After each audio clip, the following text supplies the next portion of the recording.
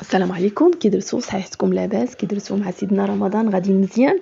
دابا وصلنا النص ان شاء الله وباذن الله. غادي نكملوه ان شاء الله بالصحه والسلامه وبالرزق ان شاء الله. جبت لكم واحد البيتزا اللي هي سهله بزاف. هاد البيتزا فيها 4 ليغوم، كاينه البصله، الفلفله، الدنجال والقرعه الخضراء. هاد 4 العناصر، بعض العناصر فيهم فوائد كبيره بزاف. بالنسبه للقرعه، كنعرفوا بان القرعه الخضراء الفوائد ديالها ما تنعرفوهاش بزاف، ولكن اليوم خاصني نشرحها لكم ونقول لكم الفوائد ديالها. فيها المغنيسيوم، فيها الفيتامين جي، هي تحمي من الامراض ديال القلب والشرايين والسكري. بالنسبه للناس اللي عندهم السكر يحاولوا يستعملوا القرعه الخضراء الماكسيموم في الاغذيه ديالهم، سواء تكون مصهده في العافيه في شويه ديال الزيت، سواء يحكوها ويدروها كوم سالاد مع دي مع مطيشه ولا البصله. القرعه عندها شي فوائد زوينه بزاف. وغادي ندوي لكم على الفلفل الاخضر. تقدروا ديروه سلطه، تقدروا ديروه سوطي حتى هو. عنده شي فوائد زوينين بزاف.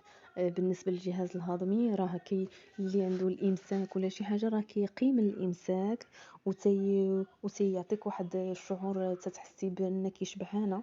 بالنسبه للناس اللي بغاو ينقصوا في الوزن، يديروه السلطه مع مطيشه والبصله، راه ينقصوا في الوزن بواحد السرعه. وبالنسبه عاوتاني حتى الامراض القلب، اللي عنده الامراض ديال القلب ولا الشرايين يستعمل هاد الفلفل الاخضر، كيقي من السرطان. هذه هي الفوائد ديال الفلفل الاخضر، ما كنعرفوهاش بزاف، ولكن خاصنا نتعلموا ونعرفوا ونستافدوا. وفيه واحد النسبه كبيره ديال الحديد. بالنسبه للناس اللي عندهم فقر الدم وداكشي، يحاولوا يدخلوه في الماكله ديالهم باش يستافدوا. ماشي الادويه ديما كتكون نافعه. الا اعتمدنا على الخضر غادي نقيو راسنا وغادي نستافدوا اكثر.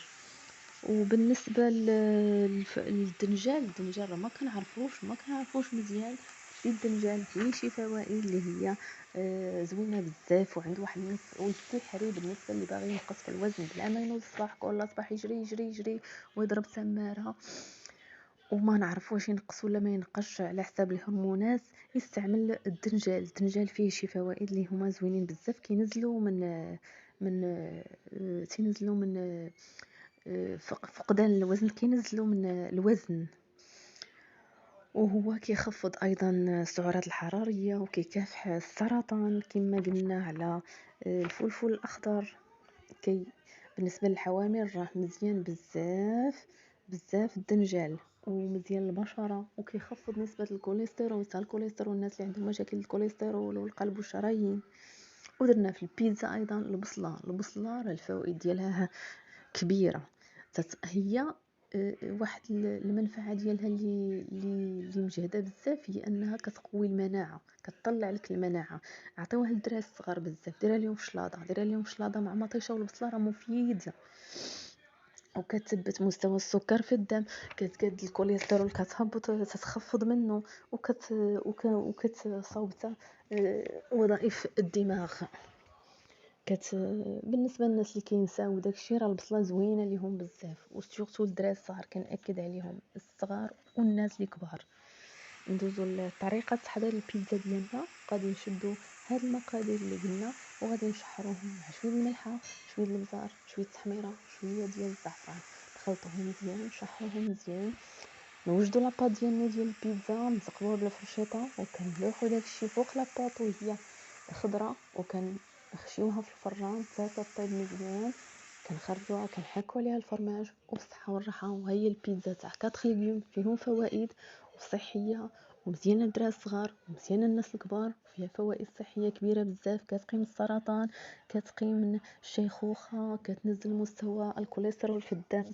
مع رمضان ناكلوا شي حاجه صحيه وتكون مفيده، ونفيدوا ونستافدوا. صحه فطوركم، والله يدخل عليكم رمضان بالصحه والسلامه، ونهاركم سعيد ورمضان كريم. شكرا لكم. ما تنسوش الاشتراك في القناه ديالنا ودعم القناه والتشجيع. شكرا لكم والى اللقاء.